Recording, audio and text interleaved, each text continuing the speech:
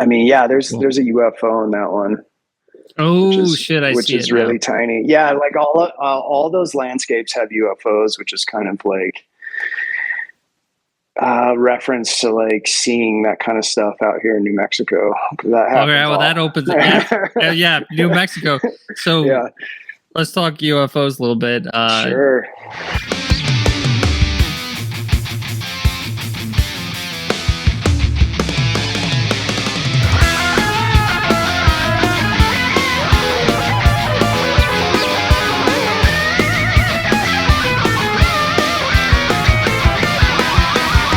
Hey, how's it going? You are here for Heavy Art Talk. Today, I'm going to be talking with Grady Gordon. He's an artist out of Santa Fe, New Mexico, and he has a really unique style. And we're definitely going to tackle it throughout this episode. I got the slide deck like usual, and there might be a nice surprise in there. But just a little about some of the clients Grady has worked with. He recently did a T-shirt design for Full of Hell. He has worked with Cadabra Records, Hydra Records, Sutek Hexen, and then my favorite based off of the band name, Frankie and the Witch Fingers. But yeah, without further ado, Grady, how's it going, man? How's it going? It's going good, dude. What have you been listening to lately? Wow, you may be surprised. I've been listening to the new Full of Hell. That's really a good album. Digging it. Yeah.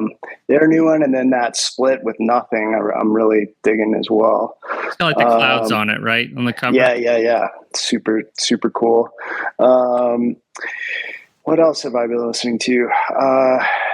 The first Blasphemy album has really been hitting pretty hard. Fallen Angel of Doom. Yep. Nice. And then, it's funny. I listen to a lot of extreme metal, but then I'm super into dark wave too. So I've been listening to a lot of Los Angeles-based dark wave, which is like Closed Tier, Forever Grey, Contravoid, those kinds of bands. So like, I only really know Lust Lord in that genre. I'm not familiar with it. Yeah, you should check out those three bands. They're pretty cool. Okay. For sure. And then, like old favorites like Show No Mercy. I listen to that quite often. Okay. I don't know. Yeah. And then I'll listen to some underground rap and MF Doom and the classics. Nice. So I have a pretty wide variety of things I listen to when I work, for sure. Is there a genre in particular that you don't usually listen to? Like every genre has good artists, no doubt, in my opinion. It's just sometimes you don't like. I like some hip hop, but I just never put it on if I have the choice. But like, what's maybe that genre for you? I think. Yeah, I don't listen to a lot of the newer hip hop. I think it's I don't know. Maybe I'm too old for it, but I grew up with like a particular sound of that set, so I'm kind of familiar with that. Don't listen to much country. Yeah, I like the old country. The kind of really depressed melodic country is pretty good, but none of the new stuff. Yeah, I don't know, man. Yeah, I feel you there. What about what have you been watching lately? Like shows or movies? Oh man, I've been watching a lot of the newer horror, which I actually like. I really like The Nun. I don't know if you've seen that, but I've heard it's good. The Nun is cool, man. It's got some great visuals in it. Sometimes they go a little far with like the CGI, but it's got a good feel. Oh man, I watched The Bear recently, the cooking show on Hulu. That show makes me like my heart pumping. Dude. I know. I was like, okay, cool, I'll give it a shot, and I like binge watched it like in one day. Yeah, it was great. I have kind of a problem. I'll watch the movie Aliens at least once a month, just as a kind of refresher and like as a I don't know, pining for 80s ephemera and like feeling my childhood maybe. Yeah, that's one that's always on. Big Trouble in Little China is always on. There's it's kind of like feel good background noise when I'm like working on some like ideas for art or whatever. Yeah, I know what you mean. Yeah. For me, that's like early 2000s, like movies and stuff. Like I've seen 40-Year-Old Virgin like at least 60 times. I just love that movie. And like hilarious. I love that I mean, for me, you know, like the Y2K, like early 2000s, that's nostalgic. You know what I mean? Like he basically works in like a circuit city. It's like that doesn't exist anymore, you know? Totally. So that whole vibe, like I love those Judd Apatow movies of like that era. Mm-hmm. They kind of bring me back to like high school and stuff. That's great. That's super fun. Yeah. I got to revisit those. Those are classics. For sure. Some may say they're not, but we can dig them. Yeah. Well, man, I'm sure you know a little bit how the show goes, but like I think to me, the logical choice of starting out is like, you know, what was art like when you were a kid? Like, how were you exposed to it? Was it, you know, mostly like movies and like the art of creating things in that way, or were you exposed to high art? Kind of what's the beginning of your journey look like? I think it really boils down to like Saturday morning cartoons really got me interested in like characters and the lore behind particular characters and creating a whole kind of world based on these ideas. So I was always really into like animation when I was a kid. And as I grew up a little bit, you know, I grew up in the 80s, or I was a young kid in the 80s. I would go to the local video store out here called Hastings, and there would be all of these amazingly well done oil painted movie posters up on the walls. And like I usually would gravitate towards the horror ones. Like Evil Dead 2 was up, and like just that grinning skull with the eyeballs. I was that's for me. And I was like at the same time like horrified by it, but super intrigued by it, you know. And so that kind of like got me into the like, okay, I like creepy stuff, and you know. And then as a teenager, I really got into like graffiti, so kind of like the creepy stuff like went away and all of the pretty colors came in, and I was painting these wild pieces on trains and doing all of this kind of thing. And then so you actually did that then? Yeah. Oh yeah. Yeah. I did graffiti for like 17 years. And then I was like, wow. I woke up one morning and I was just like, what am I doing? I was like, at this age, it would be pretty bad to get popped, but I still know a lot of my friends do it. So that's pretty rad.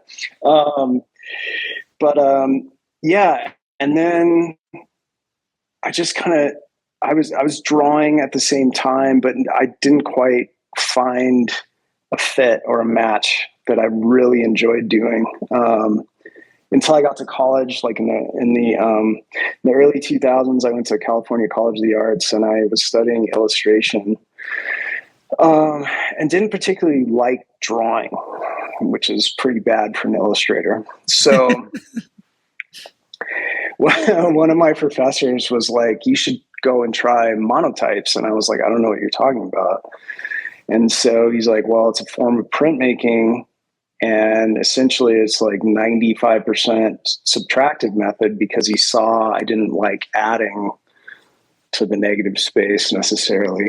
So he just, I don't know, he just kind of like pushed me in the direction. And I wound up like taking all of my electives over in the printmaking department. And so, you know, I have my degree in illustration, but I mean, really, I'm a printmaker. And then I haven't touched anything but that for like 18 years. So, yeah. That's cool, man. You find your thing and you stick with it. You master it. Totally. Well, yeah. I'm learning every day, which is work cool. Towards mastery. Yeah. yeah, and then I guess just like the starkness of the black and white pieces really allowed me to like explore like kind of a deeper connection to like the narratives of these like creatures and things that I'm creating. Because there's no, I mean, it's like highly detailed, but there's no like filler. Like there's usually no like insane background that's super colorful that you can get lost in. It's just like gut punch. Like there's my character. And I think like it harkens back to like being a printmaker too, where you're like, boom, this is my communication I'm trying to get through. And so, yeah, I just use black etching ink, and cool. And the white you see in my prints is just the white of the paper. So, yeah, just pretty simple setup and tear down, and yeah, it's for me. Well, you just opened up a Pandora's box, like 5 different avenues we can go, which is good. So let's. Just because I'm very interested in this, because I, at least not knowingly, I haven't interviewed somebody who's been into like graffiti, right? So how did you find your way into that culture? And then I guess what's the thrill of it? You know, if you like kind of go back to when you're maybe like a teenager, early 20s, like what was that like? Yeah, so growing up out here in New Mexico, you get pretty bored. There's not a lot to do. It's pretty vast, and like while the nature is just unbelievably beautiful, and like I appreciate it so much more now as like a full-on adult, you're pretty bored. You're looking for things to do as a kid, and you know, I wasn't really interested in like tons of scenes, but like this particular scene kind of wound up in New Mexico, and there was a lot of cool artists already doing their thing out here. But it kind of allowed for like East and West Coast ideas to kind of like merge in the Southwest. And I always thought that was pretty cool. So you're getting kind of like the origin New York subway train kind of scene and tagging scene with like the kind of like insane like Los Angeles style lettering thing going on, kind of a mix in between. And yeah, so me and my friends got a hold of a couple books. I think Subway Art was one of them. That's a pretty cool book. And we were like, yeah, we should try this. And there's not, there's a lot of walls out here and stuff, but what we were mainly interested in is trains. And the idea of painting a train would send your piece off to another location. Right. And so it created this kind of like network of like people like, oh yeah, I saw your train the other day. And so, oh, I saw yours. And so it's this weird kind of like pen pal thing potentially, I guess, where you're like sending off a piece of art to somebody else and someone's going to see it and appreciate it. And I was like, okay, that's cool. And, and then, there's a little bit of like, fuck the system in there too. And like, right. trying to be a criminal and like edgy and shit. But yeah, I don't know. I think it was like the rush for me was just like, there's been times where we had to hide from the cops and do all that. But the rush for me was just like being able to like complete a big piece on a train and like send it off. And like, I don't know, and then I was living out in the Bay for a while, and then it became more kind of like city streets and like that kind of a thing. And that was fun. But yeah, I don't know. I think it informed me, it informed my art in a way where it really got me like paying attention to space and like how my piece is within a certain space. Yeah, I think that's how I feel about it. I don't know. I mean, I think it's right.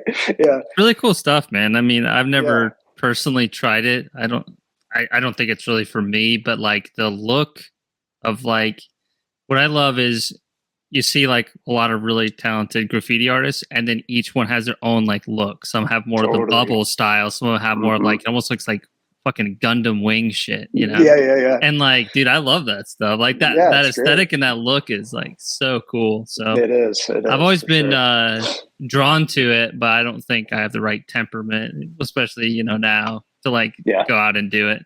Yeah. Yeah. It was definitely fun, and I've met some amazing people through it. So that's another cool part of it too. You get a crew of people together and you hang out with them, it's like a weird antisocial social club, right? Yeah. Yeah. So if I'm thinking about the timeline, then you correct me on any of this. So you've been interested in art throughout your whole life, but was it in your like early 20s, like when people normally go to college, that you went to Cal Arts, or was it later? I think oh man, how old am I? I'm 44 now. Okay. And I went to college kind of late. I did the life trip a bit before I went to college. I think I went when I was like 28.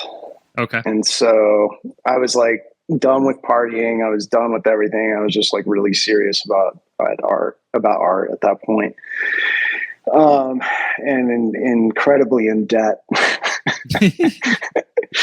So I was like, all right, I gotta make this work. So I graduated in 2008 from California College of the Arts. Yeah. Nice. Yeah. And when you were like in the illustration program, and I guess, did you know even going into college that you didn't really like drawing, or was it like after you had to do hours and hours and hours of it, you're like, this really isn't my thing? Wow, that's a great question.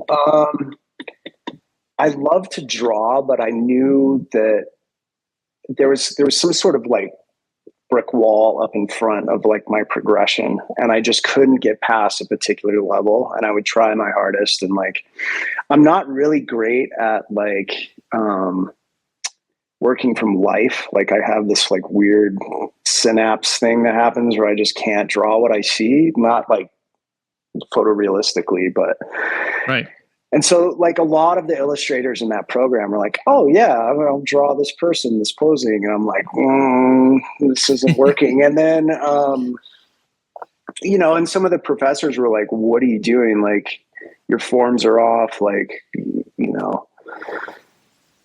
your proportions are wrong. People's eyes don't do that. I'm like, okay, it's like not working for me. So I think that before college, I was just kind of like, yeah, this is how drawing works, and this is the way I'm drawing. And then when you get in a more formal space, you kind of get your ass handed to you, and you're like, oh, it's actually like this. But, that's all objective and subjective, not objective. So, but I think one of the main factors was the freeing situation that Monotype bring to my like continuing arts, because I was pretty frustrated at that time before I went and did that that first class.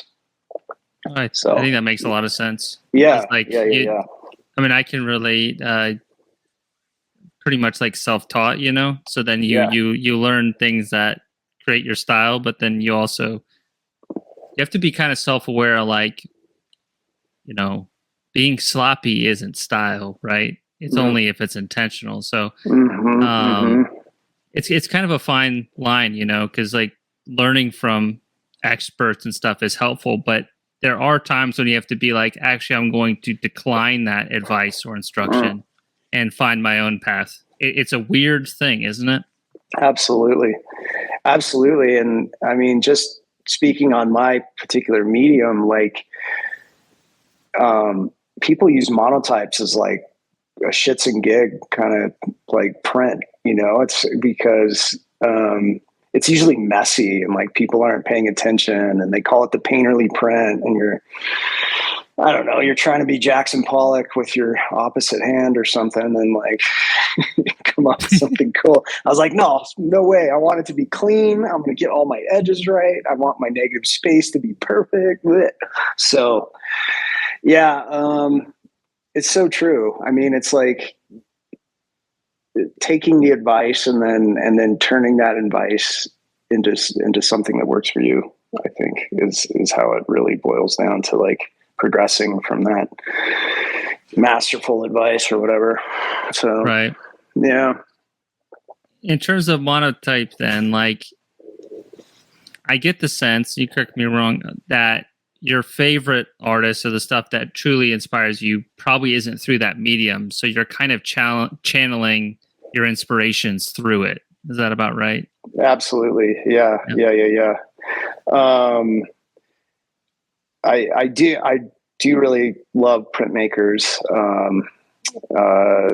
I'm so inspired by the German printmaker Kathy Kollwitz, who did a lot of work with like the tragedies of war and everything, and during World War II, and shortly afterwards, before and afterwards, just like pieces that have like an innate emotion that pops up for you. Like it's there, you can read into it, but like it just has this kind of like supernatural ability to reach you in a particular way. I think Goya's etchings too, printmaker wise, his paintings are amazing, but like Goya's etchings are just out of control. I have a whole book on them.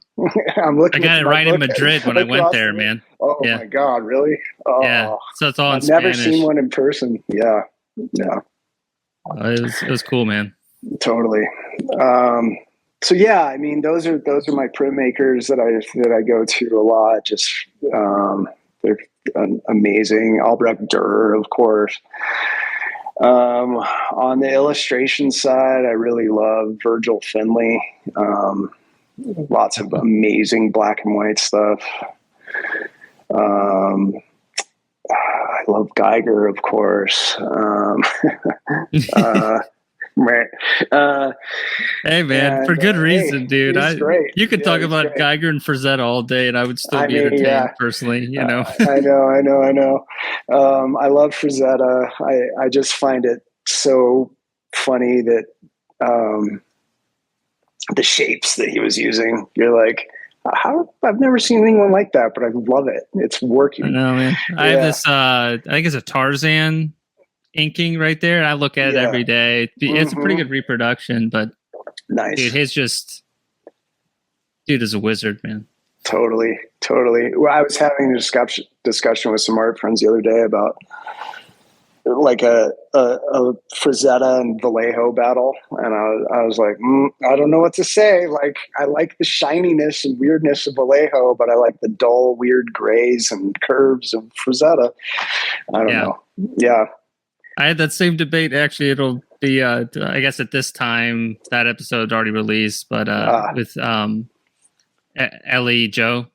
Okay, yeah. Yeah, I was talking with her, and we were saying the same thing. Like, for me, like, I love Vallejo, but I actually love him at his most when he's working off his imagination more than these like photorealistic bodybuilder, bikini clad with. Like his monsters are like so cool looking. So good. Yeah.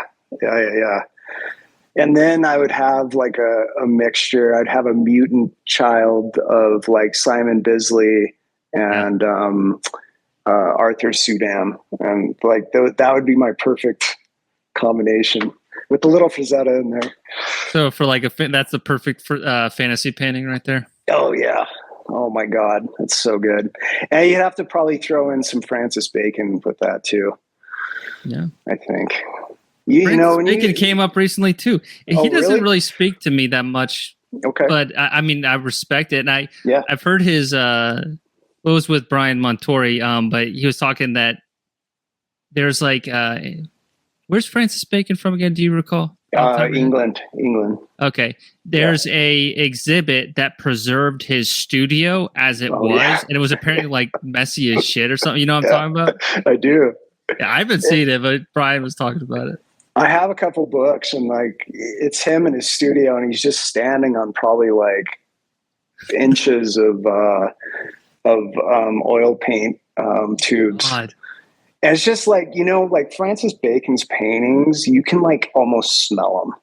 You know what I mean? Like, yeah. It's just like, it's so visceral, like you're just feeling that in like such a physical way. You're like, oh man, that's a wild painting. Anyways, I like it. I like the gesture in those paintings. I like the kind of like, I don't know. His characters are definitely part of the world they inhabit. He's definitely created that. Did you watch that? It brings me to this, which was crazy. The kind of the making of Alien. Did you watch that one? I can't remember what it's called. No. It's called like Memory or something. It's really good. I can't remember what it was on, but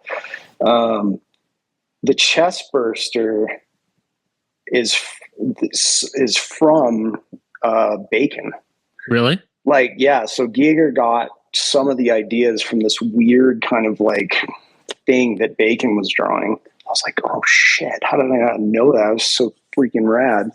So yeah, so I don't know. All of these guys are looking at everybody else and sharing, and I think that's really cool. I think it's a good thing. Yeah, I think sometimes there's a little bit of revisionist history that some of these like old masters and legends, like they didn't use reference, so they didn't like communicate or work with each other. Like it was just like today. Obviously, there's no internet, but like it was a very interconnected world for people that were in that level. Right. To my understanding, right. Like for instance, like dude, Mobius is one of my favorite artists, right? But like, same. I think people weren't aware that in the Blueberry comics, he's working off a lot of old Western reference, like exactly, and then he's just recreating it and then coloring it. So like even he used reference quite a bit. He makes his own flavor, of course, but sure. Like inventing a whole Western landscape with like many horses and that portraying as real is very difficult. So when you got a quick timeline, I mean, be smart, you know? Absolutely. Yeah. Mobius is great. Yeah. Really dig his stuff. And then, so when you were a kid, again, this is the last thing about when you're like under 10, but like, what were some of the cartoons that spoke to you then? Was it like Teenage Mutant Ninja Turtles, or what was that at the time? I like Teenage Mutant Ninja Turtles. It was a really fun thing when you found out about the comic books that they came from, and they were like super perverse and fucked up. And you're like, finding out as a little kid about that was cool. I did like them. I was a huge fan of Thundercats. I thought that was super cool. I was just like, I'm waiting for Mumra to like get what he wants all the time. You know? I love Thundercats growing up. It's so cool. Yeah. Thundercats. Oh man, the Ghostbusters cartoon was cool. That was fun. What else was I watching? I think it was all the like fantasy stuff that would pop up on Saturday mornings. I mean, was Masters of the Universe? Oh yeah, of course, He-Man, of course. Yeah. So yeah, I'll do a Skeletor reference. Like, you know, I'll say something that Skeletor says at least twice a year, just out of nowhere. Yeah, that was great. I also watched a lot of Pee-wee's Playhouse when I was a kid. You know, that stuff was great. Wayne White's puppets were so awesome. It's just like, God, it's just weird. So I think I really got turned on to like spirits that were inhabiting like inanimate objects, like the chair talks, the fridge talks, so that was kind of like, I don't know, everything's interwoven. Watching Poltergeist super young, you know, like all this shit. So yeah. But yeah. It's funny, dude. Like all these touch points, they remind me so much of do you know Jerry goes by Wormwalk on Instagram? Do you know him at all? I don't, dude, actually. You're like tastes and touch points are like complete overlap. You guys would get along. We gotta get together. All right. Yeah. Cool. The only thing that maybe separates is he's very into professional wrestling. So unless you got that in common, that might be the only thing that you I did like Macho Man at one point. I was a Macho Man fan. Yeah. Well, actually, that brings up an interesting topic. So, like, what's one thing that you're really into that's not related to art nowadays that maybe people wouldn't expect? Like, just something that, you know, is a hobby or, I don't know, a little escape, right? Yeah. I think it's related to art, but not in a... maybe it is directly. Anyways, I really love getting outside and not looking at a phone and just kind of experiencing the outdoors. New Mexico is great for that. It's just so vast. So I'm like, I guess I'm an avid hiker. I guess you could call me that. And why I said it kind of tentatively is because like I go out and hike and like it's just my head, and my head's like, okay, you're going to be doing this and this with your art when you go back in the studio. And so it's an escape, but it's like a nice separation from like sitting down at my desk and working. And then, yeah. Are you like solving creative problems while you're walking? Yeah, exactly. You can't really fully escape from it, can you? Can't. You're always thinking about the next painting or the next piece, you know? Exactly. Yeah, I love to hike. I think that's great. It's kind of like it sets up a place where you're not consuming anything, you know. So it takes you out of like the human condition. You know, you're not having to like buy anything or consume beer or whatever. Like you're out by yourself when you're like, or with friends, and it just kind of levels the playing field. Everybody's out on a hike with you. You're all huffing and puffing, and especially out here because it's 7,500 feet above sea level. So like, it's pretty wild. There's thin air up here. Yeah. I don't know. Yeah. Yeah, it's cool. Yeah. I like to get outdoors. I think as a kid, that's something you do like every week, or you have like a routine around it? I try and hike like at least 3 times a week these days. Yeah. It's good because I don't do anything physical other than that. You know, I'll lift a little weight here and there, but I'm not at the gym. In other words. Yeah. So yeah, that's how I'm trying to stay fit as well. I'm trying to take care of this mortal shell. So anyways. No, I know what you mean. Yeah. Trying to think of what, I guess one thing I'm always curious, and look, you're obviously a very nice person. You wouldn't like bash anybody's art to their face, right? But like, I always find it interesting to hear what people and like what their take is on what separates like mediocre art from like good to great art in their opinion, because everybody has a different perspective on it. And we're obviously not singling anybody out, but like, I think that's a interesting thing to discuss. So like, will you entertain me in that? I can a little bit. I think there's a trend right now that a lot of people are doing that aggravates me, because I see the talent that they have, but they're not putting that full talent into their work. And I guess like you can equate it to like, there's that term like faux naive, like you're trying to be ironic with your paintings or whatever you're making. And like the irony is lost, because the irony is actually you're better than that painting, but you're giving me like some half-assed version of something that I'm supposed to find funny. I don't know. The thing is, for me, I want to see it, you know. I want you to bring it. Like, if you're going to put it out there, bring your best work. And if your best work isn't as good as somebody else's, then that is your key to like continue to push and push.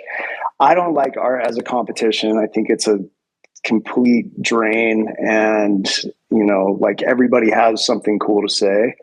Right. Totally. But if you're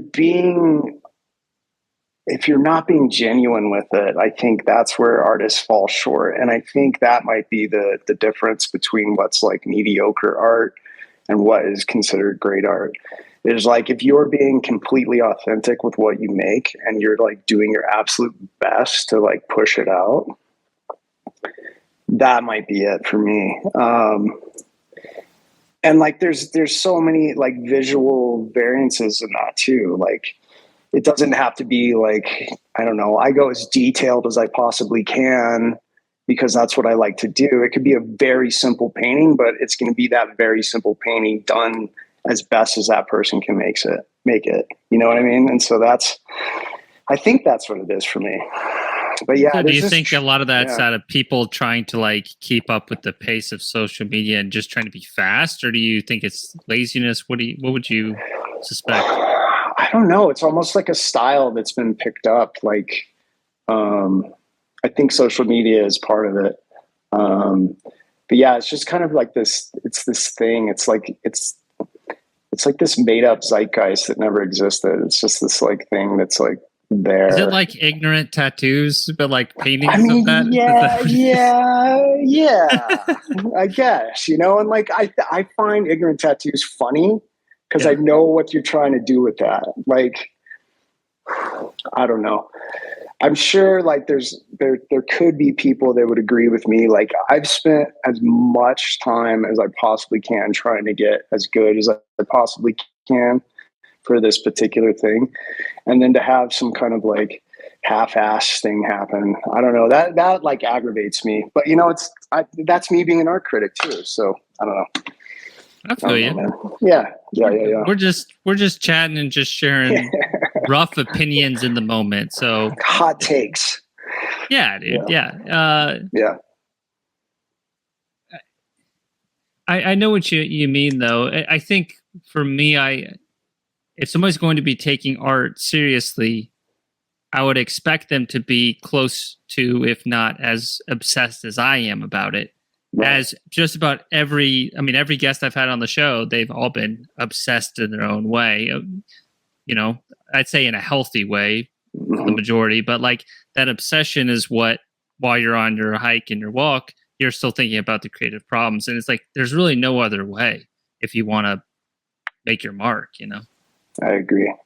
I think that's totally right.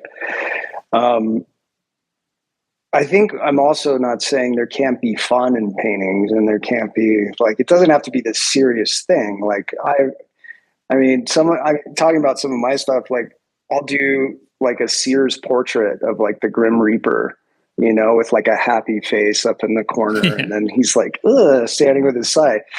I'm like, that's fun. Like, I want to have fun, but like, I know I tried my hardest to like make that picture happen. And I don't know. When I see talent not being used, I think that's what aggravates me. I think that's what it is. Yeah. Oh, totally. Yeah. One thing, so you lived in the Bay Area for a long time. I guess, did living in the Bay Area shift your art perspective or style, or surround you with people who were different than, what you grew up in New Mexico?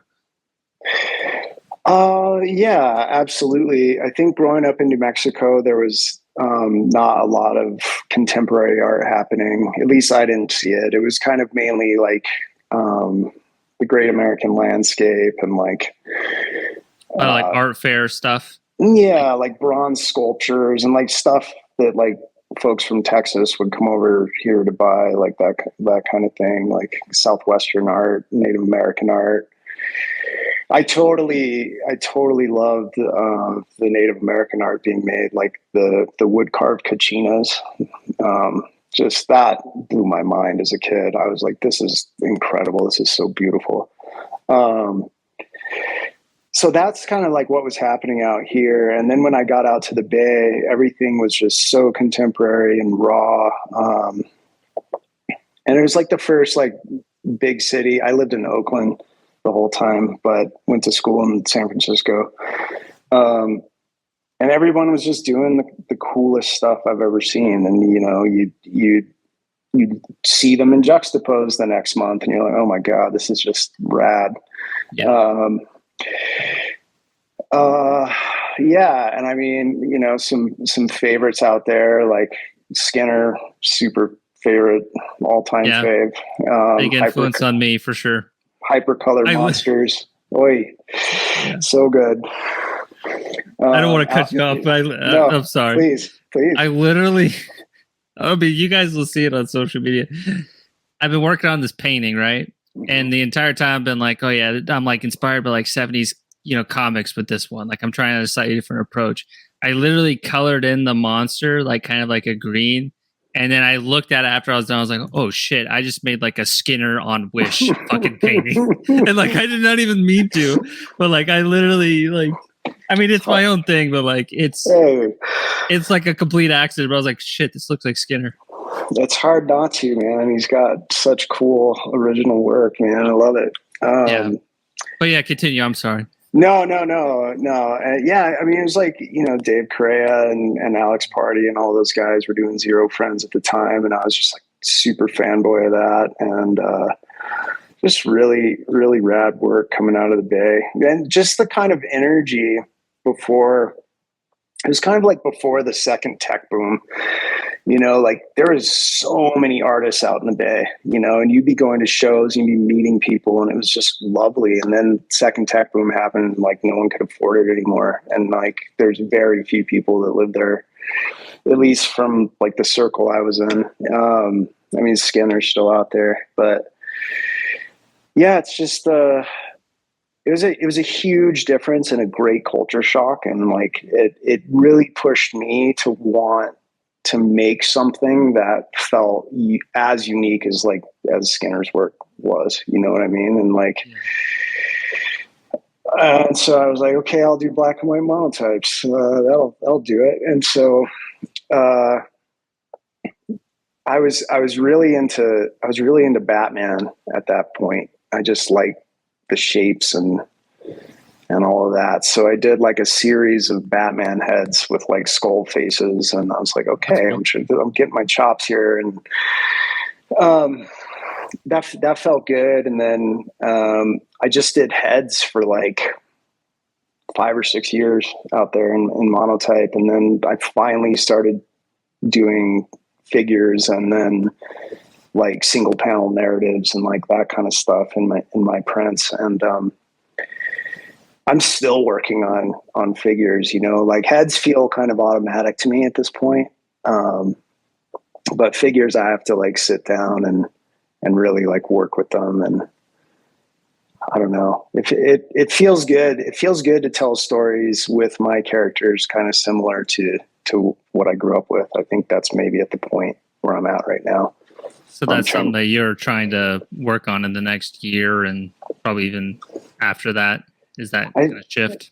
Yeah, I think so. I think I'm trying to still create my universe or whatever with my characters, and they tend to be skeletal most of the time. Oh, it's too much fun drawing skulls, but I'm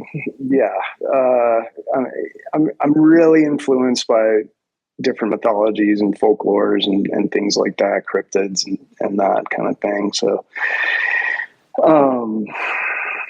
yeah, I think the Bay was like a great place to like get my chops. And,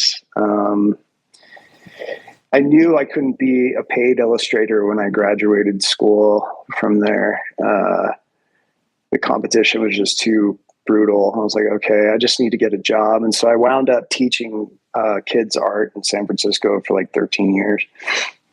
And that was really, really fun.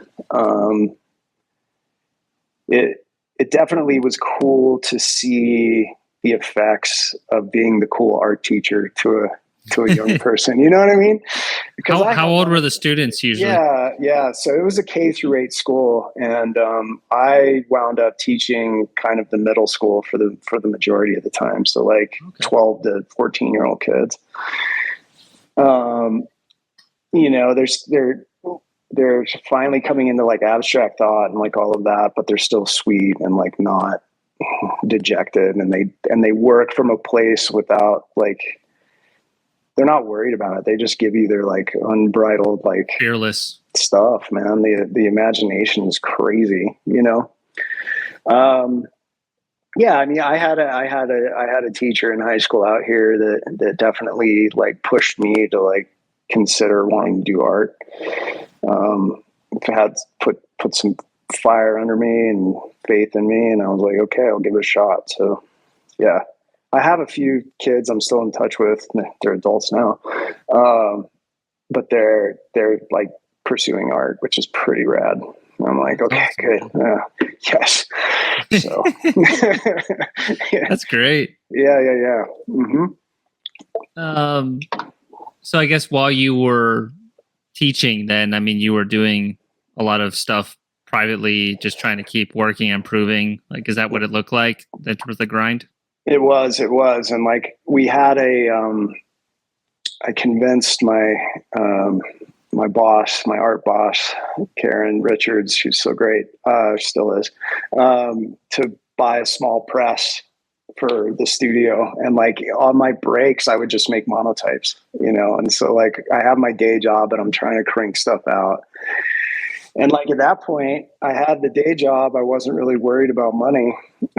And all the monotypes I was selling was through Instagram. And like, I would post something and like within 15 minutes to an hour it'd be sold. And I'm like, okay, I can do this as an artist. And like that was really cool. And then COVID happened and I was like, okay, I'm actually gonna like just do art full time now. And I've been at it for, yeah, go ahead. Sorry.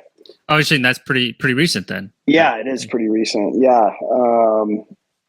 And yeah, now Instagram doesn't work. And I'm system's like, broken. What am I going to do? Yeah, system's broken. But yeah, I mean, it's amazing that I have the fans that I do. And like, it's really cool to be asked to do merch for bands and like, that feels great. There's so many small victories that I need to remind myself of when I'm really down on like, why isn't Instagram working? And And like, if I have to get a part-time job, I got to get a part-time job. It's just the way it goes. So anyways, I feel like some of that level-headedness just comes with time. Like, do you think True. you would have been that level-headed about like, oh, I can get a part-time job? That doesn't mean I'm not being successful. It just means I'll have more freedom to even pick and choose projects more. I just feel like that narrative of like people maybe just trying to approach their art career with a sense of level-headedness kind of helps with that longevity, right? Because it really isn't a sprint. But when you're in your 20s, it can feel that way. Absolutely. Yeah, totally. Yeah, I definitely feel that. The idea of like, this might be what you need to do now in order for you to continue to do art later is totally fine with me, and like, it's coming to that point, with the economy and like, I feel like it's so Dickensian. I'm like out in the street, like, would you please buy my art, sir? And like the 13 people that see it are already the people that own shit by me. And so it's just like, it's a weird feeling when like the system was working and then it's not working and then the world's going to shit. And yeah, it's a lot weighing on everybody. But me having the ability and the privilege to make art is a beautiful thing. And I'm so thankful for it. Yeah. Totally, man. Yeah. Keep an eye on the time. Would you want to kind of show the monotype process first, or it might actually be better just to kind of show some pieces in the slide deck, then we shift to that. Does that work? Sure. Yeah, let's do that. All right, let me pop this up. And like, I'm going to ask some dumb questions because like, I get the concept of monotype, but there's so many things that are still a mystery to me. So for this one, I'm curious about the techniques, but also kind of how did that engagement and the story behind working with Full of Hell come to fruition? Because I've heard they're really friendly, nice guys. So they're great guys for sure. I always want to plug bands with cool personalities. Hell yeah. I think, this one came about probably, I don't know. I've been in the scene that is close to or adjacent to all these bands for a while, getting my stuff out there. And Dylan hit me up one day and was like, "Yeah, dude, I want to do a shirt with you." I was like, "Cool. Let me know which one." And I had made this piece for a show last October. It was called Par for the Curse. The show was. Okay. It was a solo show out here, and it was pretty cool. But it was basically the kind of concept behind this guy was he's like this acolyte for this strange, like cursed belief or religion that I was trying to make up, where there's all these strange monsters and things that were also part of this like divine, but was the divine holy or evil? And so it's kind of like a play on those narratives, just the dark and light. And so yeah, Dylan chose this one, and it came out with the new album, which is pretty cool on Closed Casket Activities. Perfect. So people probably can still purchase this pretty easily. Can, yeah. It comes in that I think it comes in that concrete color, and then like a really wild like teal or like turquoise color, which I thought was a cool thing. I was like, I didn't have any input in that, but I love it. I think it's rad. Does it make you want to print on colored paper at all, or no, you're sticking with the white? Yeah, I don't know. I have used, I think I'll stick with the white paper. I have used like monochrome blue and monochrome red before, like way back in the day, but it makes you have to have a complete separate set of tools. Okay. And I'm just not at that level right now. I'm just stuck in my ways. Yeah. I love color. I think it's absolutely necessary in art. I'm just super in love with black and white. Oh yeah, man. I grapple between, should I just only do black and white shit, or can I just keep doing my paintings as well? And I'm because I love painting so much, I'm probably just going to do both, and whatever the commissions, lead me to, I'll do more of. Yeah, but absolutely.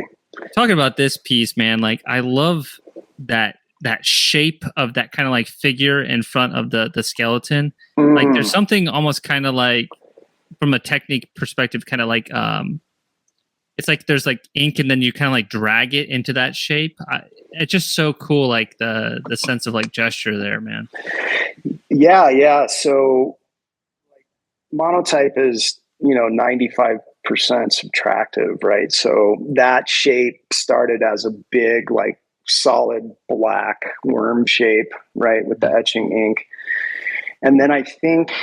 Yeah, have you ever seen those? I'm giving away secrets. Have you ever seen that that tool they use to like smooth clay? I think it's called like a heel, or I don't know. Anyways, it's a little piece of rubber, and so the rubber was just kind of like this gyrating move through that ink wash, and like Monotype is 100% about mark making, in my opinion, too. So it's like, what tool can I use to make an organic shape, something feel like stone,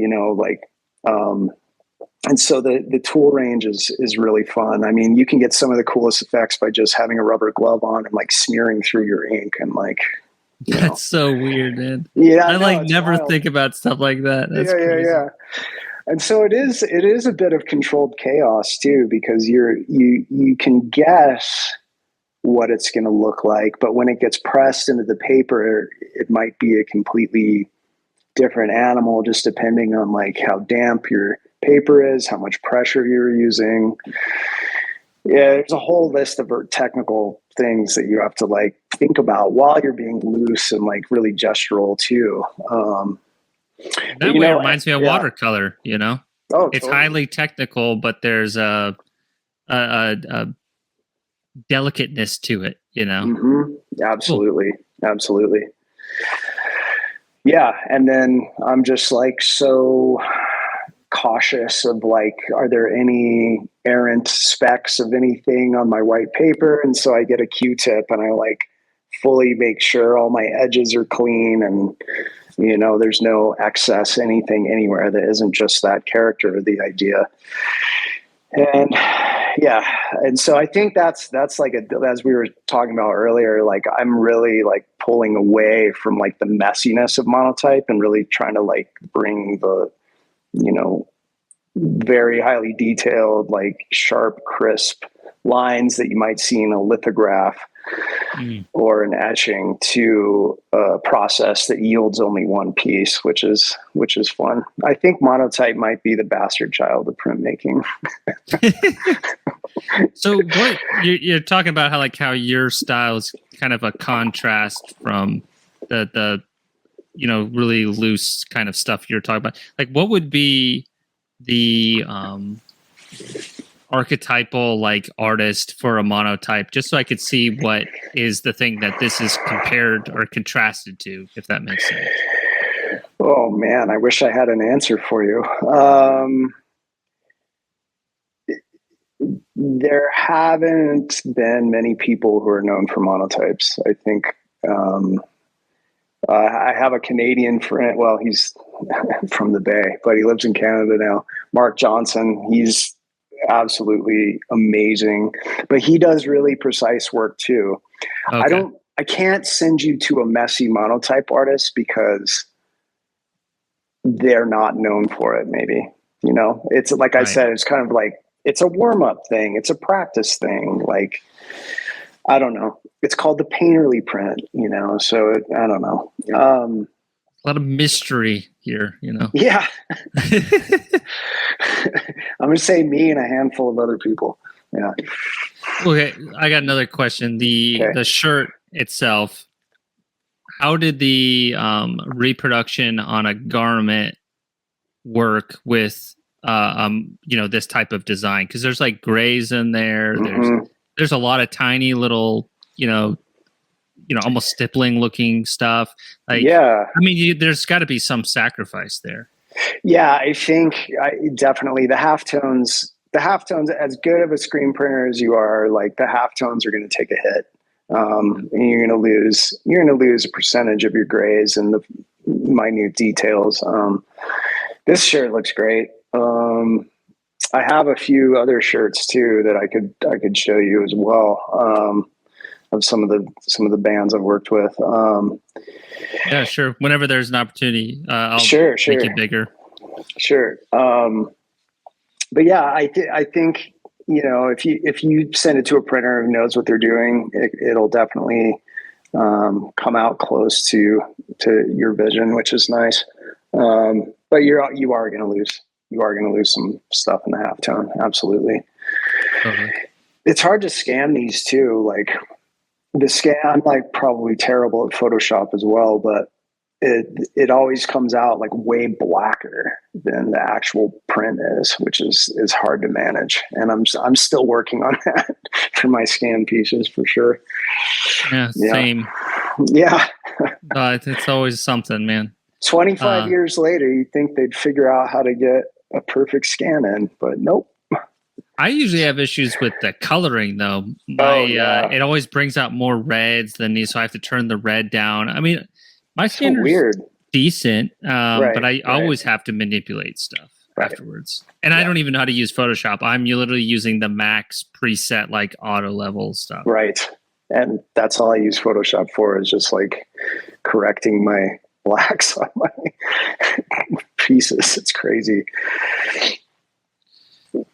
So as we go, if you don't mind telling me, like, are all these relatively recent, or did you include any like really old stuff to kind of like compare to how you approach things now? I gave you all recent stuff. Okay. Yeah. You're just going to hide those skeletons in your closet? No, you can see all those old skeletons in the closet. They're still on Instagram. Yeah, everyone can go check those out. I think I have stuff all the way back to like 2012 on there. So you can check it out. No, these are just newer pieces. Kind of, pieces that have been in shows and, pieces that I've made just for sale. And the one in the middle with the big head is an 11 by 15 inch piece. And then the other ones are larger, are 7.5 by 11s. So, and they all have weird sizes like that because of the way the printing paper comes. They come in 22 by 30 inch sheets. And so when you start tearing down halves of each type of tear, that's what you get. So I've had some folks be like, make pieces that are 8 by like 11 for frames. Yeah, and I'm like, no.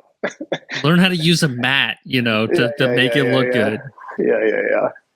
I like floating my work anyways. When it's displayed, it looks really cool. Okay. Kind of like a shadow box kind of situation. Yeah, I could see that for sure. Yeah. I love these kind of like, almost like they're just like these kind of cute looking eyes on some of these skulls. It's very interesting juxtaposition, Yeah. I've had people tell me that I do like monster existentialism. And I've always been like, yeah, I'll take that. I think that's pretty fun. But yeah, I mean, it's funny, like we were talking about it earlier, but like the Evil Dead 2 poster, a skull with eyes still in it is just such like I don't know, it just hit me, and like I can't stop drawing it. I think it's so much fun. The eyes convey so much emotion and so much energy that it's always good to have them in there. Yeah, that's a really good point.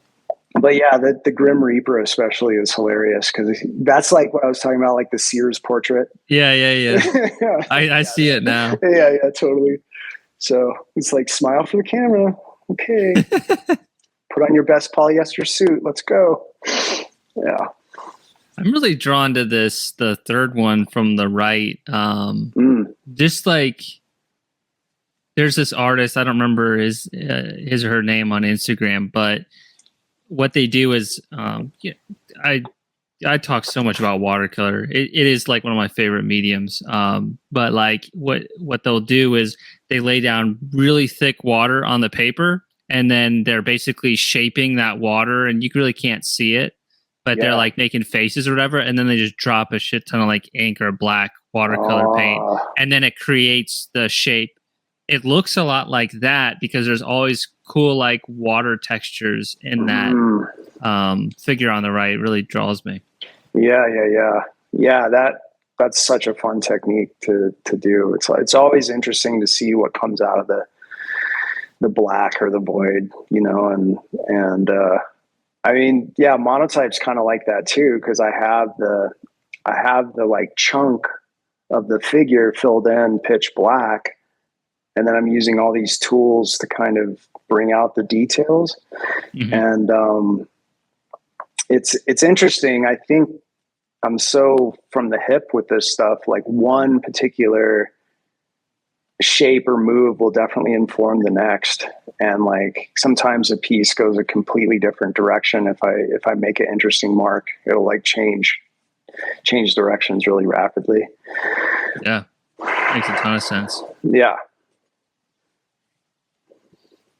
And then you got some like as we go too, there's like these ones that have like these really tiny little landscapes, man. Yeah, like, I don't know, like that's like some insane shit, dude. I don't know how you do that. That's me going full tweaker. But yeah, that one is that's only a 5x7 inch piece with the landscape, and so the actual landscape is probably like 2 inches, 3 inches, like a business card maybe. That's what I was thinking. It reminds me of a business card. Like, how badass would that be? Just have it actual size. This was a concept I was coming up with. This was in another show recently called Halfway Halloween. And I was calling these guys travel agents. And so essentially you would have to like speak to this like ghoul to be transported to that particular landscape. And there's all kinds of different ones. And it was the first time I was actually like playing with like tape, like taping off like shapes and things. And that was fun. That was fun to do. But yeah, I love tiny details. I love to get in there. I'm not using cat whiskers or whatever, but like, I don't know, a 0 brush, a 1 brush, and I'm just screwing around in the ink. I mean, yeah, there's a UFO in that one. Oh shit! Which is really tiny. Yeah, like all those landscapes have UFOs, which is kind of like reference to like seeing that kind of stuff out here in New Mexico. That opens it. Yeah, New Mexico. So yeah. Let's talk UFOs a little bit. Sure. I guess I've never seen one. Okay. I want to believe, so I'm an open-minded person. Yeah, I imagine everybody watching, you guys have some open-mindedness to you. You're artists after all, right? Right. So, like, I guess, do you have any stories or friends who have seen anything? What's that like?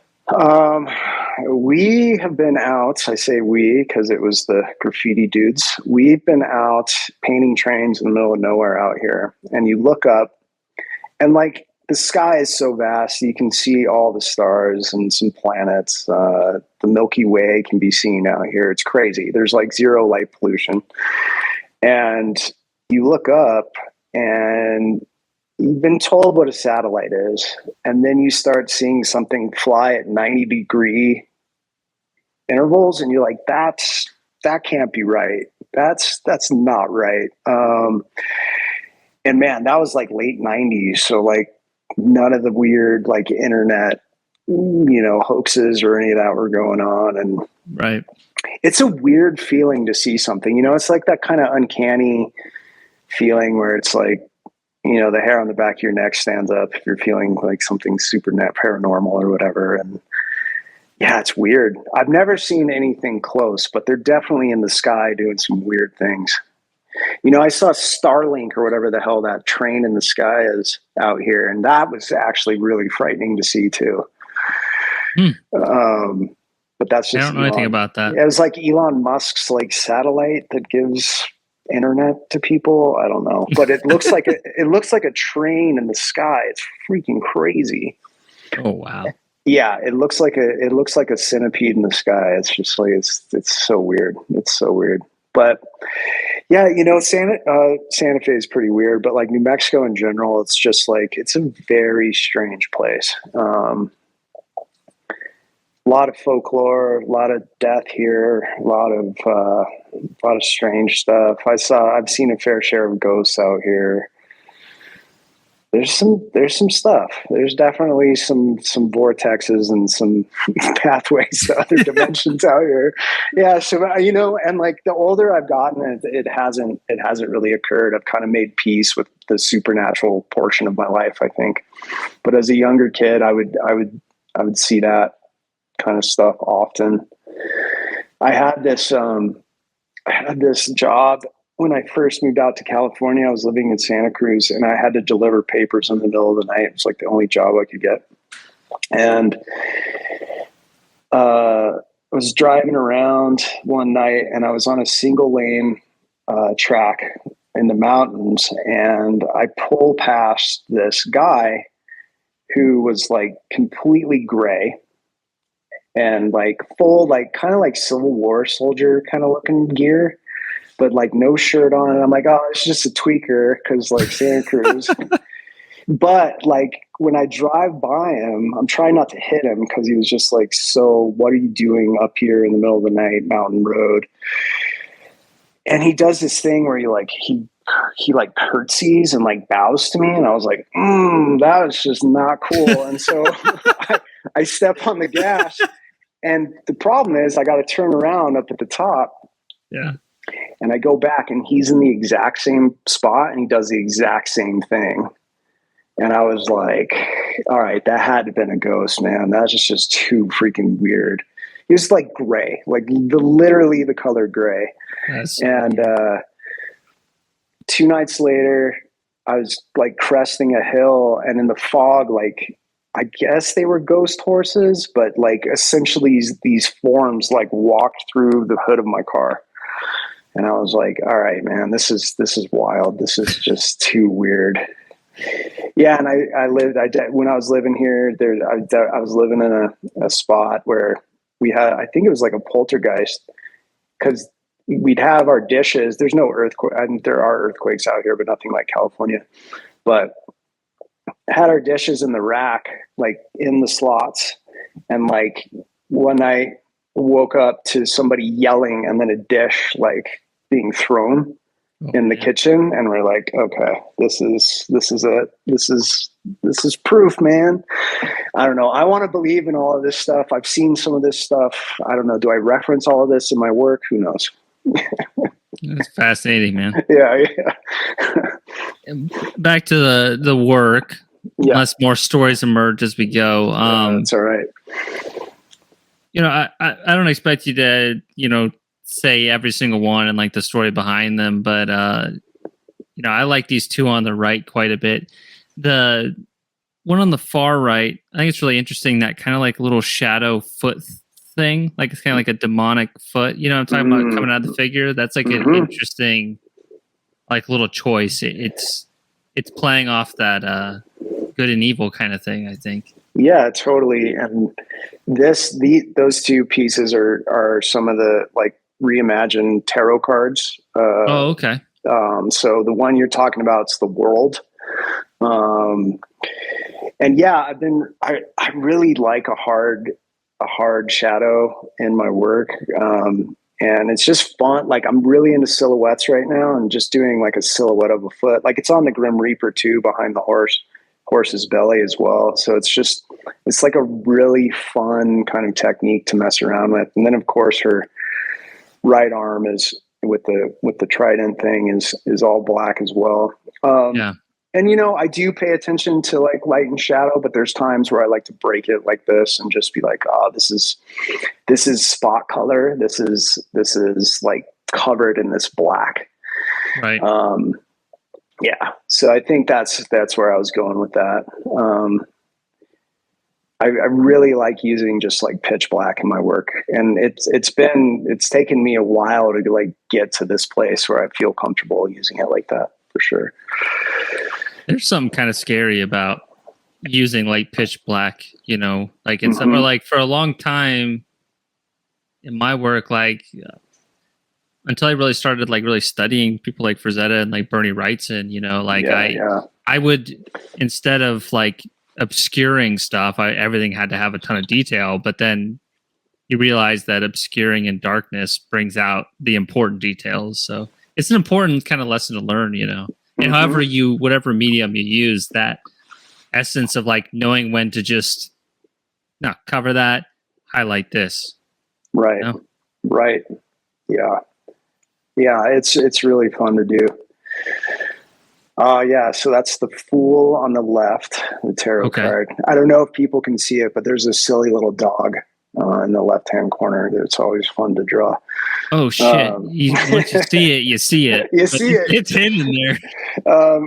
And kind of my like concept for this, like the Fool card is like this guy not noticing that he's on the edge of a cliff about to walk off, and the dog is like supposed to be barking to let him know not to fall off the cliff. But this guy is so far gone, and I think this dog actually has a different agenda, and he's kind of like egging him on. Yeah. That's funny. So anyways, yeah. And then the one on the right is actually for this band called Reversed out of Canada, some Canadian death metal. But they wanted me to depict Leviathan. So these are the 7 heads of Leviathan. And I've got like, oh, cool, man, Mother Mary in the middle there, or whatever. But yeah, I like the black halo, like that. That feels, I don't know. That's kind of like the halo is like a graffiti element that I like continue to use. Like you're talking about the things behind the head. Yeah, the thing behind the head, or even on the Fool, like he's got the little halo. That's also working as the 0 because that's the 0 card. But anyways, that's whatever. But like that's an element from graffiti that I've just continued to work with in my finer art. I just love it. I love a good halo. It's a weird thing. And like, there's a lot of religious art out here in New Mexico. Like, well, yeah. And like all that pre-Renaissance, like really flat, like Catholic art has 100%. With the Mary. So like you see that too. Totally. What I like about this, well, I mean, I think this is one of my favorites of yours. It's just kind of appealing to like shit I really love, like tentacled head things, right? Yeah. There's like a suggestion of an eye with how the neck moves. So then you can read it as it has 7 heads, but then there's the mouth and that eye. So I love it when there's like a surrealist element, No, totally. And that's some newer stuff that I've been getting into probably within like the last 4 years, where I'm bringing a lot of pareidolia into my work. And for folks who don't know, pareidolia is like when you create a face in something that shouldn't be there, right? It doesn't necessarily have to be a face, but it's like, if you look at wood grain, you could pick a face out of it, et cetera. The Right. clouds in the sky, yada, yada. So I've done some work. I don't think I included any of those in the slide deck, but you could see them on my Instagram. But they're actually the shape of heads, and then the kind of landscape inside of it. Like there's two rocks and like a chasm for like the whole, the nose of a nasal cavity of a skull. And then, and there's a lot of that out here because it's so vast. You can like look out and like see and start to create these faces out of anything, really. And like, it's been fun. I love doing that little trick, I guess. Totally. Yeah, those are two more of the tarot cards. That's the devil on the left. The thing on the far right is kind of what you were talking about. Right. There's the landscape. I mean, that one, you can tell it looks like I think, it captures what you're talking about, really. Yeah. That one's kind of like the next progression of the pareidolia stuff I'm doing. Cool. But yeah, you were talking about the thing on the left there. Oh yeah. It's just the devil card. Hell yeah. What I've always thought about, what's so weird and cool about the devil card is like the devil's just there. He's just like, I don't give a shit. And they both characters, the man and the woman, have chains on, but the chains are so loose in the old depiction that they could fully like take them off. So they're kind of like, they're chained to this, like whatever's going on with them. Yeah. So anyways, I had the woman break free out of this one she has a sword, and then the bumbling man just behind, just standing there. So yeah. And then dude, I love how like Satan kind of has like an orangutan like element to him, dude. Totally. It's awesome, man. Yeah. It's like a different type of disturbing. It really is. Cool. It's so weird. And it's been funny. It's been brought up lately on IG and everything. Like everyone's super over the AI art and everything, and how to spot AI art. And it's like the hands are always screwed up, and I'm like, ooh, I love that. And so, what I've been doing on purpose has been adding like 6 fingers, 7 fingers to the mix, and like the devil's got 2 hands full of 6s, of course, right? Yeah. He's doing the Jesus prayer, the blessing, but it's metal, whatever. So, and all that stuff's like fun and corny to me, actually. I think it's really silly. But yeah, like adding fingers is like really, really fun.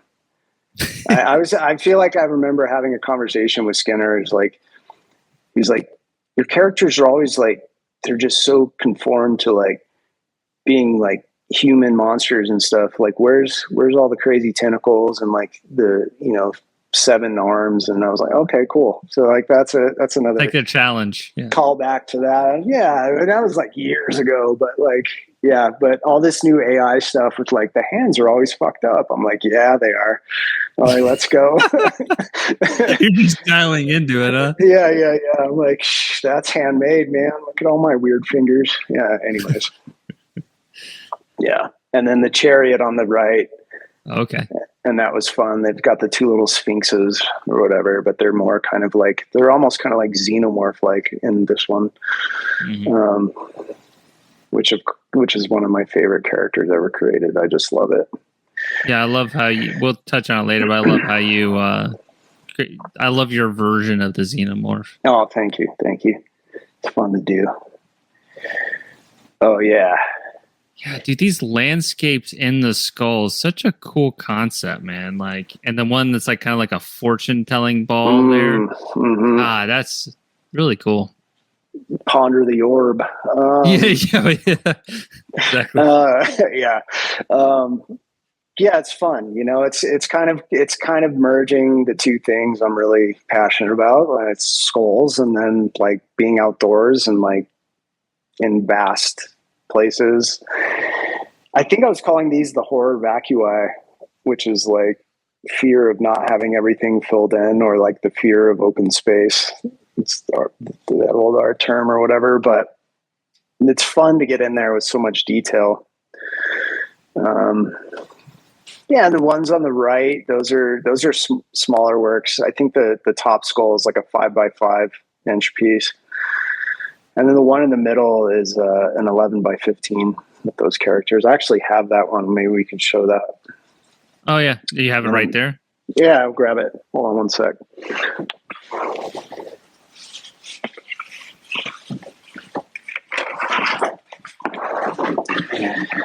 I don't know if you can. Here we go. There you go. Whoop. All right. So. It's amazing, man. Thanks. But yeah. So for the viewers, is this one for sale, or are you keeping this one? This is for sale for sure. Yeah, I'm not too precious about keeping anything these days. It's a yard sale, folks. Unless it's for a show or a band or something. Yeah.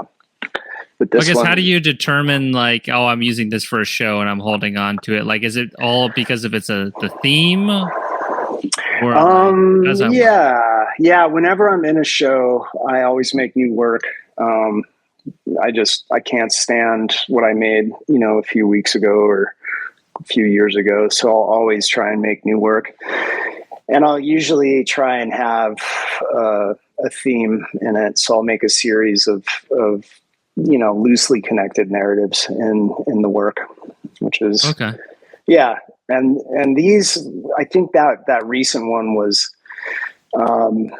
me just thinking about, I used to do these series of these characters, these trios that were always, they were good sellers. Yeah, just kind of like reimagining some of my figures. And I was really getting into these like people being made or like people emerging from situations. I think I was calling this in the image of, and so it's like a person breaking out of that like rock statue on the left, and then like kind of a person being made like from their nervous system up on the right. I can see it. Yeah. So yeah, just kind of messing around, trying to strengthen my skills, get back into doing more triangle and X compositions and things like that. So. Wow. There were two questions I was thinking about. One of them I'm remembering right off the top of my head. So you mentioned that you've worked with like some hip hop artists before, and like some of the, like for some reason, the one on the bottom right with like the halo, I swear I could like see that being on a hip hop album cover for some reason, like something that's kind of like a raw and dirty type of hip hop, like, I guess, have you seen demand from those types of artists like in that way, or like, how does that relationship work with hip hop artists? So I just did 2 albums for this group called Alpha, which is composed of a bunch of different people, but mainly Dose One from Anticon and Mestizo. And it's produced in Oakland by Hands Made Records. They're putting out really awesome stuff. But yeah, let me grab those 2. I've got those 2 records actually. Okay. You can check them out. Let's see here.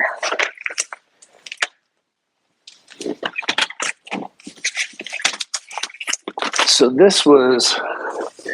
Oh wow. So that was the new Alpha album that came out.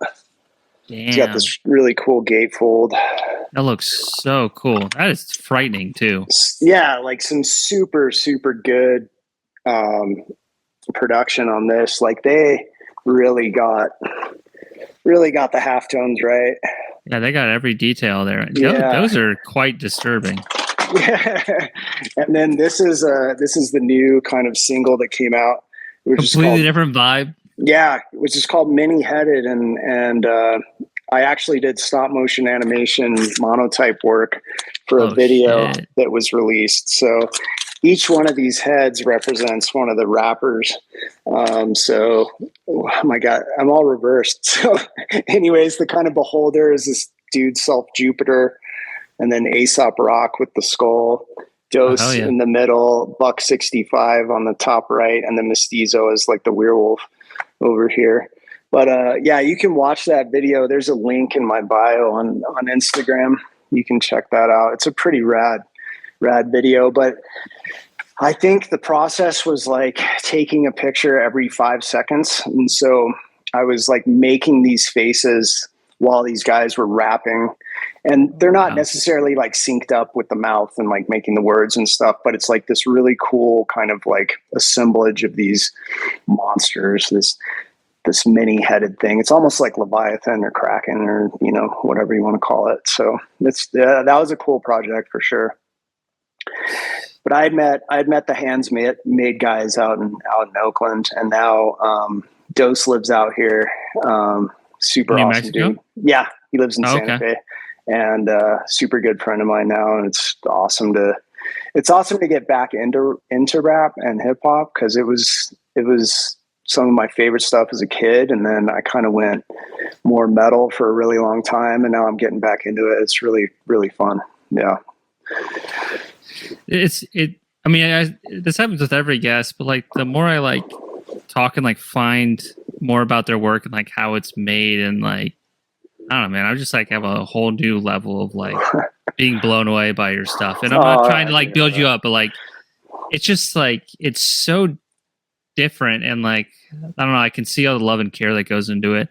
But hey, on the opposite note, you were talking earlier, you hate what you did like last week. So what are the things, let's pick one or two things that you dislike about any of these up here. Like what's something you would do again, or you don't like how it looks? I think, you know, it's not, maybe hate's a strong word. Right. But there are ways, like, with the Monotype process, there are ways that it looks on the plexiglass first, and you're like, yeah, damn, this is going to be sick. And then, you know, you press it and you're like, oh, I put too much ink there. So it totally like blotted out that too black. There's not detail. So I think honestly, it's just like, it's being super nitpicky with my stuff and being like, I could have done that better. But like, that's just me trying to continually grow and like learn from every piece. Like, and while I do like all of them, you know, there are parts that are, you know, bothering me, like that bottom landscape with the skull that's kind of Frankenstein-y. Right. You know, I had that taped off, and it still like became wobbly, and like that might be endearing for people, but for me, it's driving me crazy. You know, I'm just like, I thought it was intentional. Well, thank you. It is. Yeah, but I think that's just kind of like, you know, things I know I could have done and could have controlled, and then they're not controlled. I'm like, what are you doing? And so that's just me being self-critical, but also wanting to learn how to do it better next time as well. Totally. Yeah. Yeah. No, thank you. That's exactly what I was looking for. Yeah. Yeah, sure. I think, no, we got, okay, two more. Cool. Any of these stick out to you in terms of ones you want to talk about? Oh yeah. You got your xenomorph in there. It's just a fun stance. He's very agile. He's, you know, he's about to, he's like, are you going to shake my hand or rip my face off?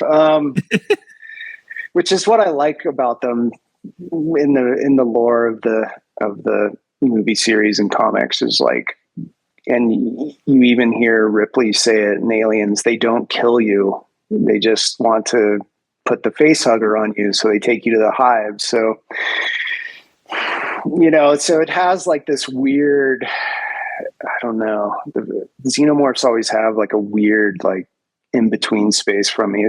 And I guess it's like what they are birthed from is like how they react.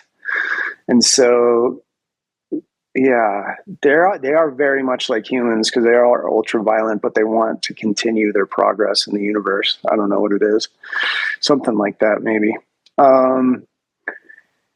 These two, like, we're going to call them scientific illustrations of, which they're not at all, but of the crow and the vampire bat. I was like, oh, it'd be fun to do little 5x5s of just some character studies, but then also do their scientific name and death metal style. So that's what that is. I think you got Corvus there for the crow.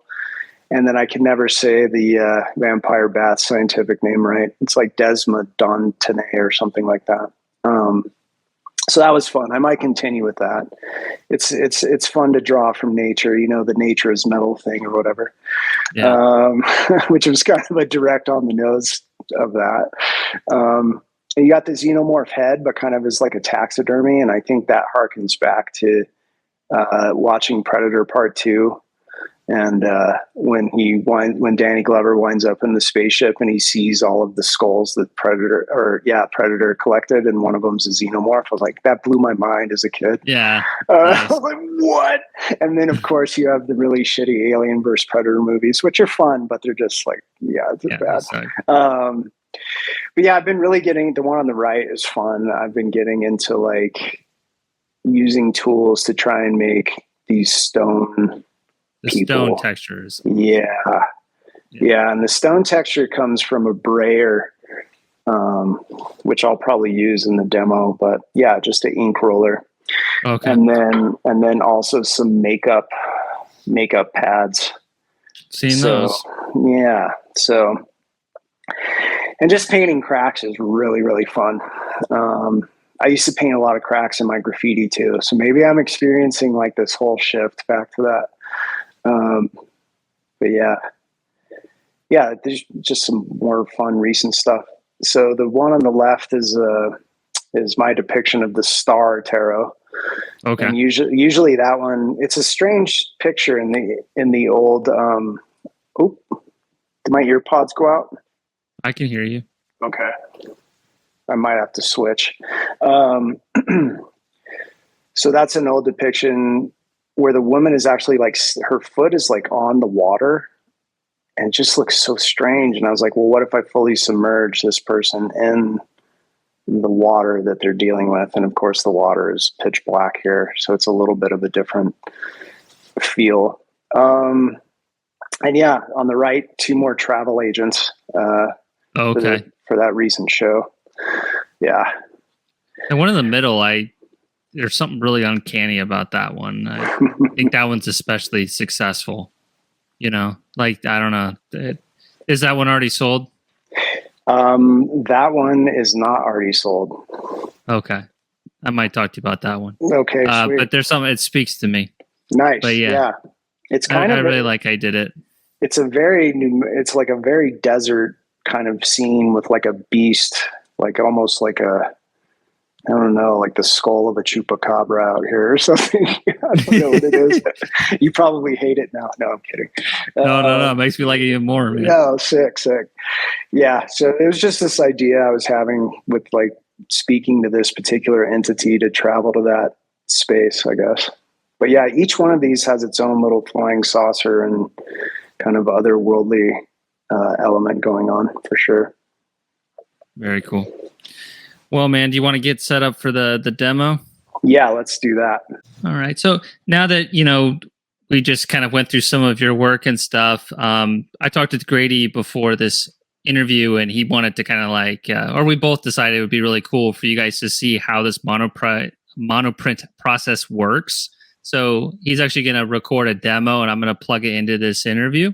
But yeah, I'm excited to see it myself, and I hope you guys enjoy it, because up until this point, it's kind of a mysterious process. So thanks for doing that, man. Yeah, absolutely. It's going to be exciting to make something. It'll probably be a skull. Okay. Yeah. Well, here it is.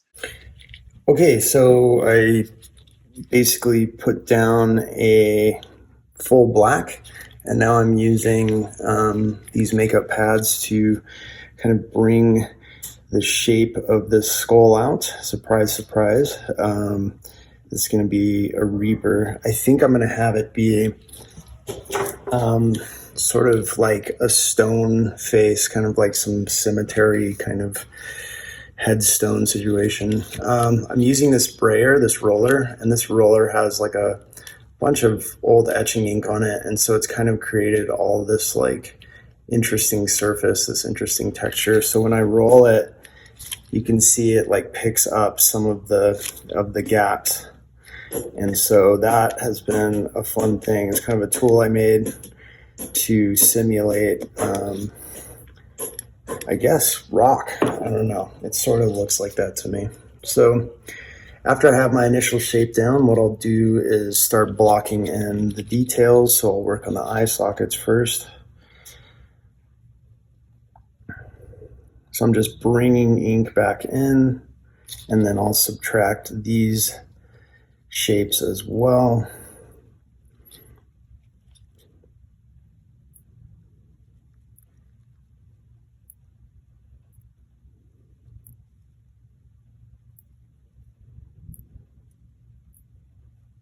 Looking super Skeletor-like already.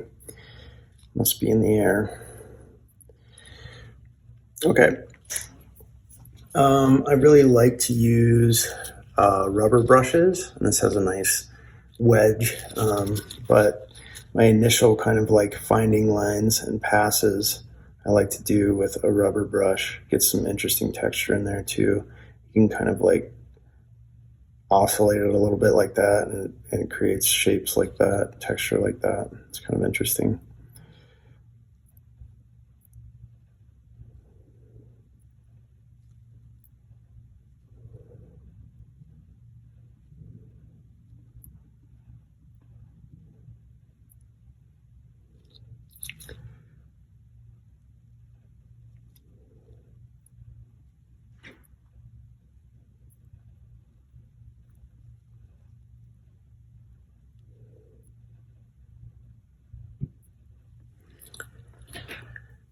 The best way to make teeth in Monotype, in my opinion, is a Q-tip. So, I was also told at one point, a really good way to make teeth is to focus on the white in between the teeth instead of the black. So it's almost like the white pushes up against the other white bits, and it kind of forms the shape.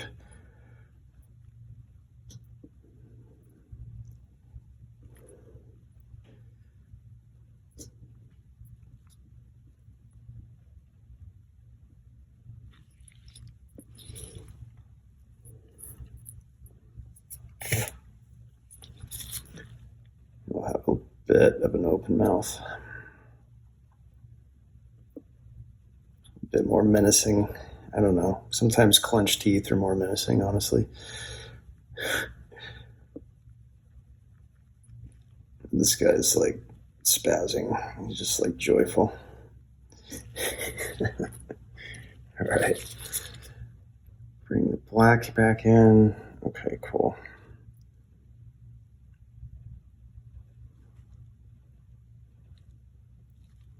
Bit more of a chin here.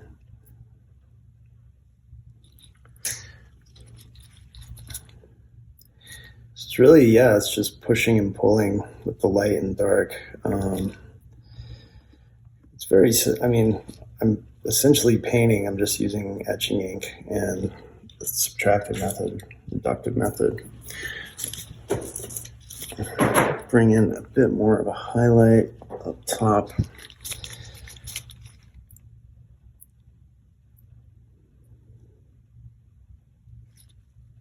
Bridge of your nose, cheeks,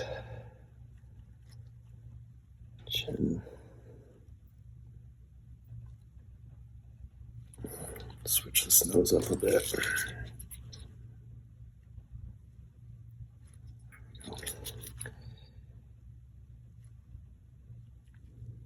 Okay.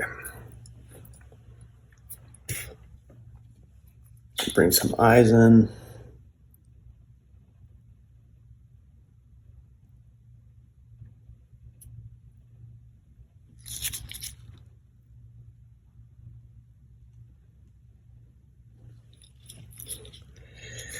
What I use to cut my ink, the etching ink is actually really, really thick. So it's similar to bubble gum. It's like you could,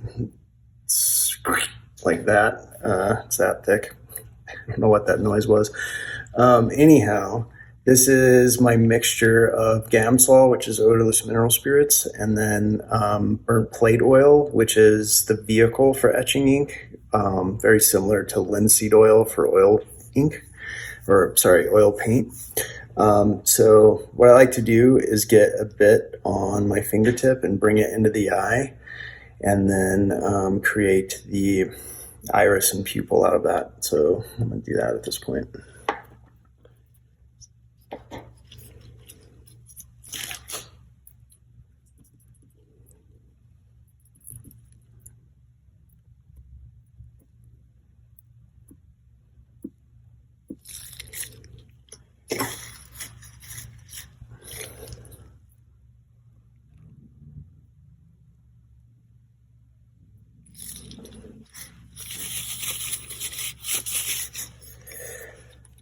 And we'll bring back a more solid pupil with paintbrush. Let's see here.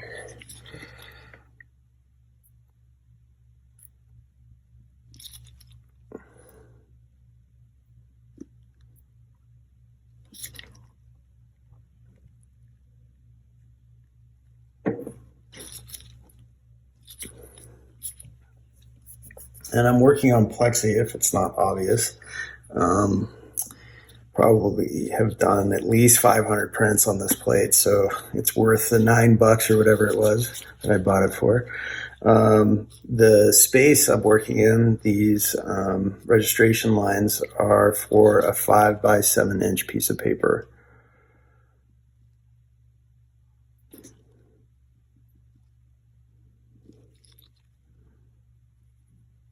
I really like to use these, what are they called, tortillons? I guess, for blending graphite, but they just have a nice point to get into the ink with as well. And all that spitting sound is I'm just taking off some of the cotton off the Q-tip. Give me more control.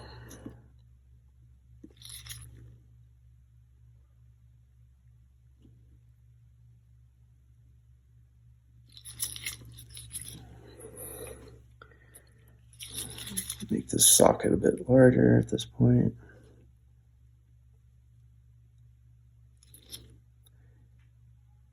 This is hearkening to some Skeletor and some Evil Dead junk we were talking about.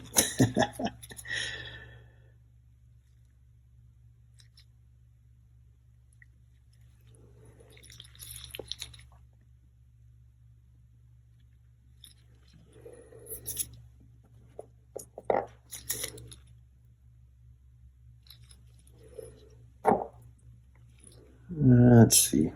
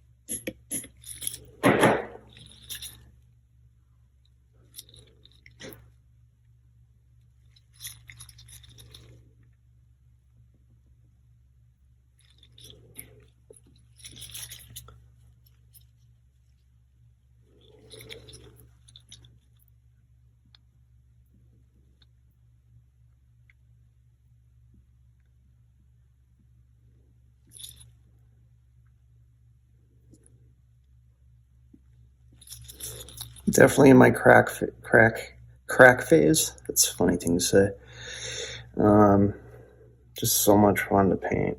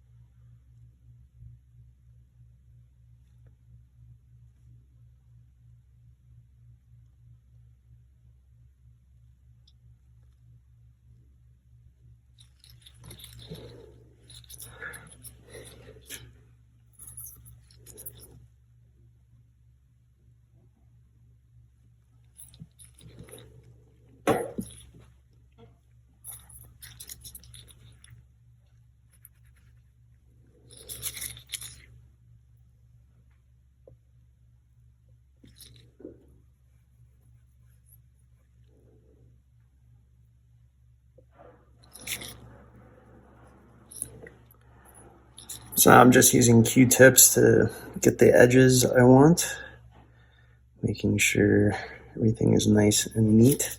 I'm going to use a little mineral spirits to just make sure there's no excess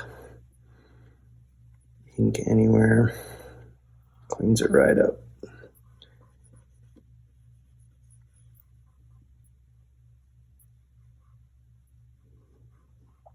I'm using a glove for cleanliness and for safety.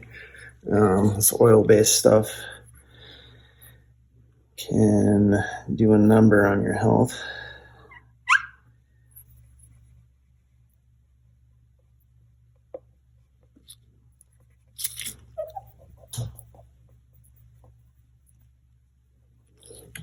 All right, let's see.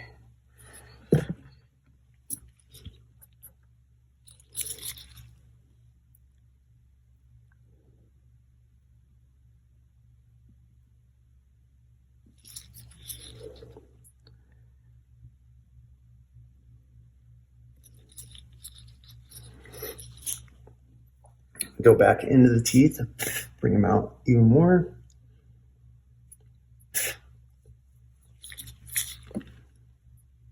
Get these into the gums here, into the skull rather.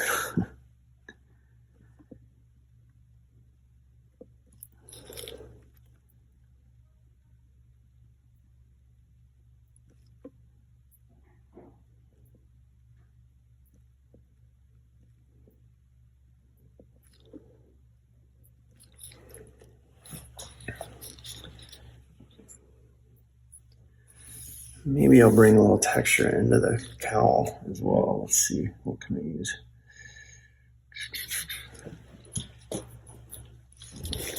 Another roller.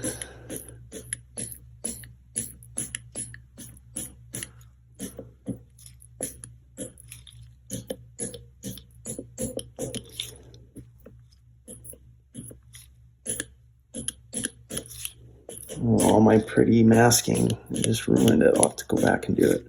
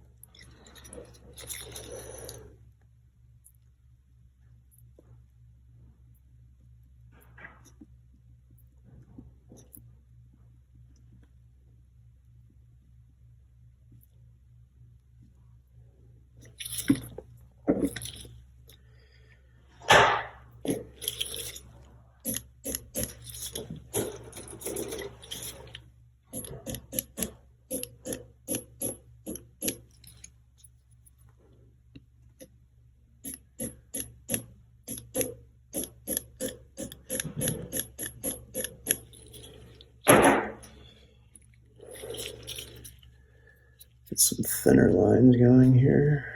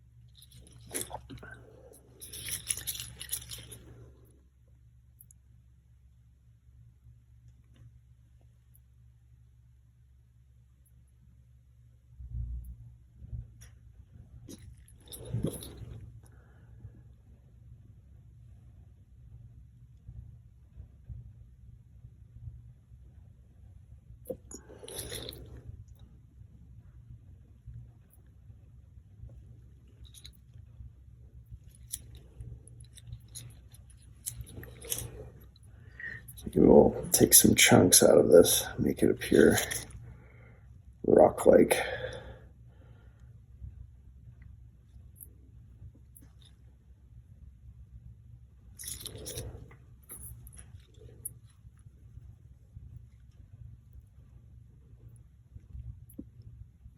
Bring in some gray from the roller.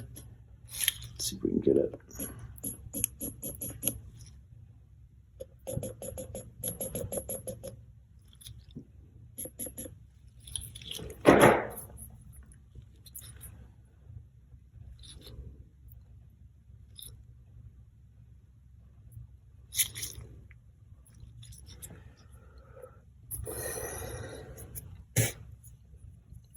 Bring a bit more of a highlight in here.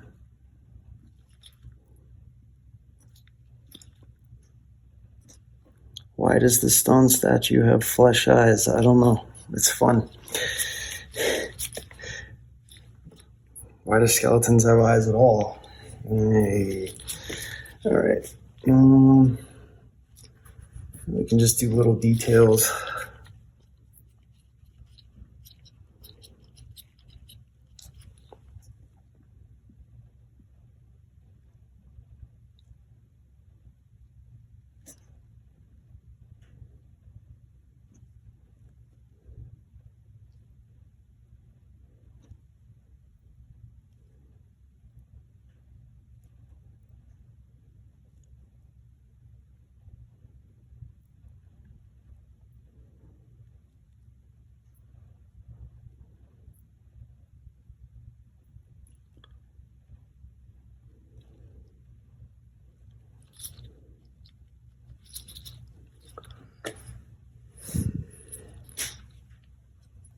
All right, I think he's close to done. Maybe a few more highlights popping. Hold on a minute.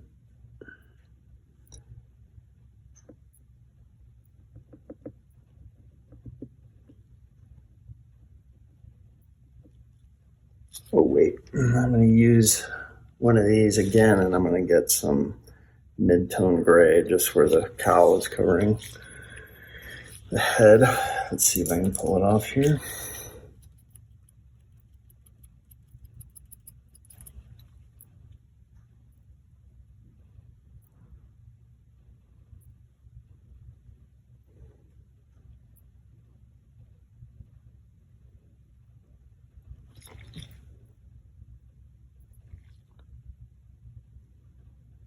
Cool. Draw this line one more time.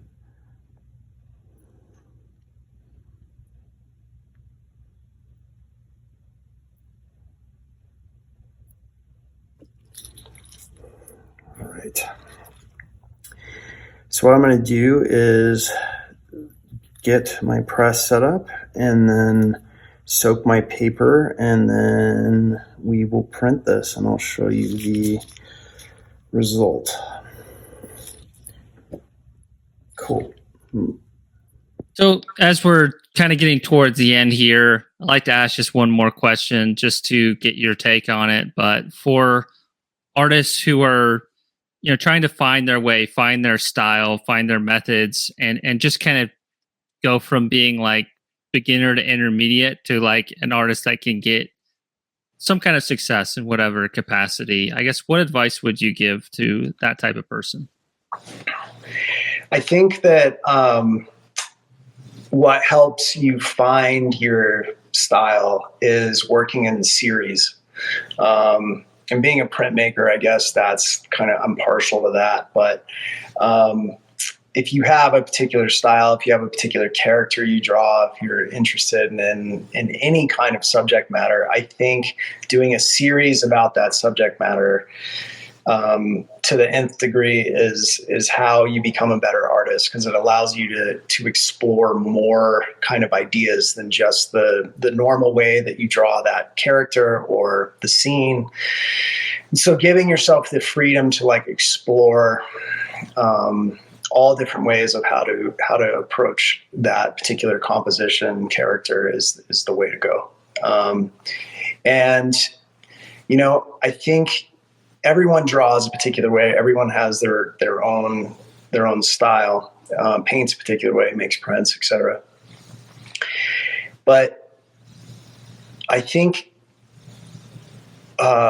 looking at other people's work is a really good jump off space. I think getting inspired by that person's work is a really good place to be. But then trying to like emulate but not imitate, I think is the way. We all have our favorites. We were talking about everybody in the beginning. But I think, learn from them, but like incorporate your own technique into that, I think is the best lesson to learn. And just do it every day if you can, just in a little bit. If you're not making art, think about it. Yeah. Not everybody has the privilege to make art every single day. If you're not making art every day, don't be upset that you aren't either. You have to take breaks. You have to walk away from the painting, walk away from the drawing, walk away from those series that you've been working on. I think it's really important to take breaks and to kind of reassess what was good and bad out of a piece or a group of pieces. And be kind to yourself. Art's hard as hell. Yeah, it is. No one wakes up and is like, I choose art as the easiest thing in the world. Cool. But yeah, like be kind to yourself. Like you're going to have good days and bad days. Like I've scrapped hundreds of pieces because I don't like the way they look, and people would have probably liked them. You're your own worst critic, and just continue to make the work that you feel like is pushing the message you want. I think that's the number one thing. Definitely. Yeah. Well, Grady, this has been a ton of fun, man. And for anybody who's, watching along, of course, give Grady a follow on Instagram, but also, check out his web store. He's producing work all the time. So getting an original of his seems like very attainable.